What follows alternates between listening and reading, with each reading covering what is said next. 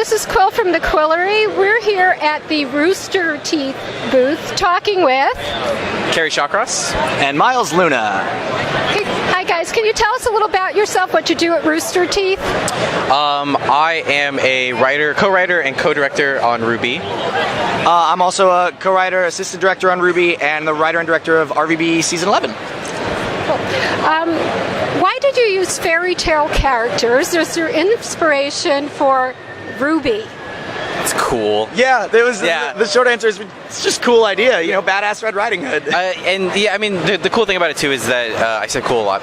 Is that, you know, if we're kind of based roughly around Red Riding Hood, then when people see the character, they go, "Oh, that's Red Riding Hood. I know that character already." And then we kind of get to give our own version of it then after. So they're immediately recognizable, and then we kind of take that and go from there. It's also kind of a fun game because there's a lot of times. One thing, Team Rwby obviously are based off of 4 fairy tale characters, but other prominent characters in the series, we've been saying they're not just limited to fairy tales, but legends in general. So you may find some characters that were legends in our own history that have been recreated for our Rwby universe. And it's fun to say, you know, see this character and wonder, you know, who is this person based off of? Like, maybe you have an idea, but you're not sure, and people say, oh, I think it's this, oh, but they carry this weapon, this person in history carried this weapon. Examples that thing. Go clues, It's like fun. It's fun kind of figuring out who this is. I think the latest one that Tumblr had fun with was Cardin Winchester.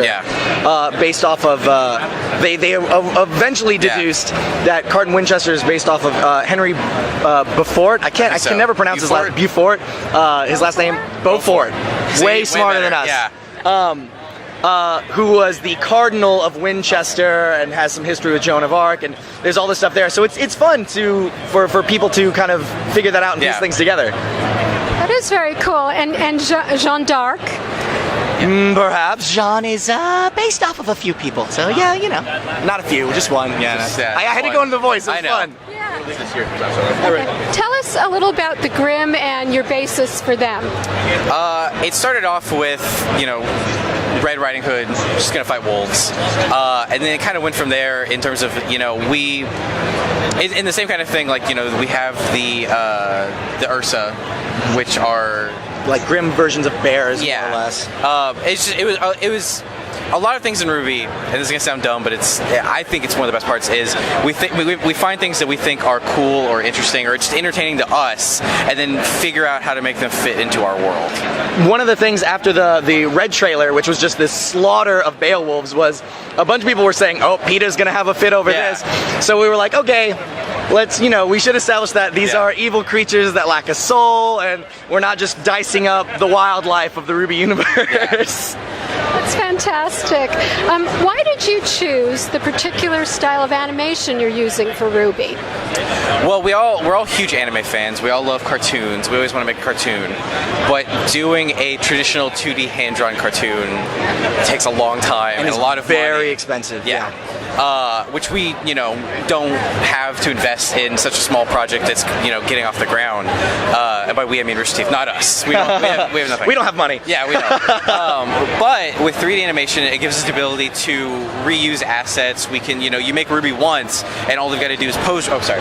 All they got to do is pose Rwby. They're not drawing every single frame of Rwby, and it just makes it a lot easier to get our story out there. Yeah. A lot cheaper. Okay. So you do Rwby, you do Red versus Blue, and other things. How is your Red versus Blue fan base taking to Rwby? Are they distinct fan bases? It's interesting because the Red versus Blue fan base and the Rwby fan base aren't necessarily the same fan base. Rwby brought a whole new group of people to our website, roosterteeth.com, that have, some of them have never even heard of Red versus Blue. Thank you. Yeah, it's crazy. Some of the RVB fans, you know, thought it was different, thought it was new, interesting, they loved it. Other of them were like, what is this anime? Meh.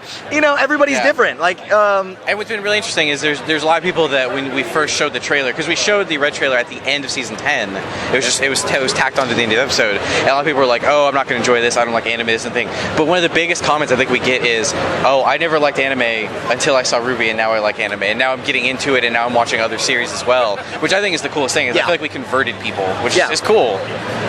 Okay. Tell us what's next for Rwby and Red versus Blue. I understand there's something happening in November. No, I did it last time. You do it this time. So that.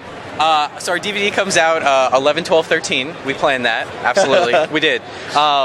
Which you can, and RVB comes out the same day. Yes. So you can pre-order both of them right now. DVD or Blu-ray. DVD or Blu-ray. Yeah, I know. Blu-ray Quality. actually looks really cool. It does. We're surprised. It looks awesome. And hopefully there's going to be more. Yeah, We'll we're working on ideas for Volume 2 because we've got a lot. a million storylines in our brains, and we just really can't wait to tell the story that we want to tell. Because honestly, this first volume is barely scratching the surface of the world that we've created. Thank you very much for joining us at the Qwillery. Oh, thank you. Bring it in. Hugs. Hugs. I kind of actually want to go.